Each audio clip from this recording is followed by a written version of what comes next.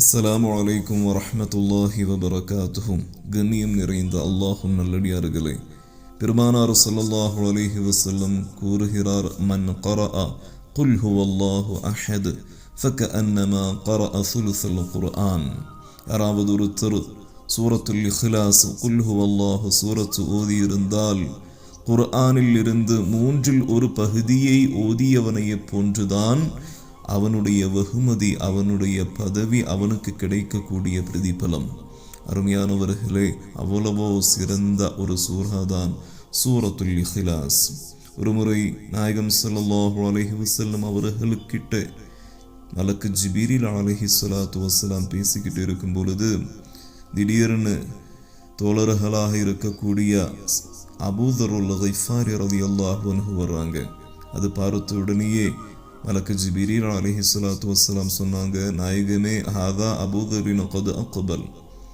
அபூதர் வந்து வர்றாங்க நாயகமே. சொல்லும்போது நாயகம் ஸல்லல்லாஹு அலைஹி வஸல்லம் கேட்டாங்க, உங்களுக்கு தெரியுமா அபூ தர்ருல் கிஃபாரி, உங்களுக்கு தெரியுமான்னு கேட்கும் பொழுது மலக்கு ஜிப்ரீல் அலைஹிஸ்ஸலாத்து வஸ்ஸலாம் சொன்ன ஒரு வார்த்தை, ஹுவ அஷ்ஹரு இந்தனா மின்ஹு இந்தக்கும். உங்களை விட எங்கள்கிட்ட அதிகமாக பிரபலமான ஒரு ஆளுதான் அபூ தர்ருல் கிஃபாரி ரலியல்லாஹு அன்ஹு. நாயகம் ஸல்லல்லாஹு அலைஹி வஸல்லம் ஆச்சரியப்பட்டு கேட்டாங்க, காரணம் என்ன? பிமாதா நால ஹாதிஹில் ஃபலீல, இந்த சிறப்பு கிடைக்கிறதுக்கு காரணம் என்னன்னு கேட்கும் பொழுது அவர் சொன்னாங்க, லிஸிகரிஹி ஃபீ நஃப்ஸிஹி, பணிவோடு கூட வாழ்ந்தவர்கள் தான் அவர்கள். அவர்களுடைய வாழ்க்கை சிறியவனாக இருந்த ஒரு வாழ்க்கை, அவனுக்கு எந்த ஒரு பெருமையும் இல்லாத ஒரு வாழ்க்கை தான் அபூ தர்ருல் கிஃபாரியோடது. அது மட்டும் கிடையாது, வகஸ்ரத்தி கிராஅத்திஹி குல் ஹுவல்லாஹு அஹத்.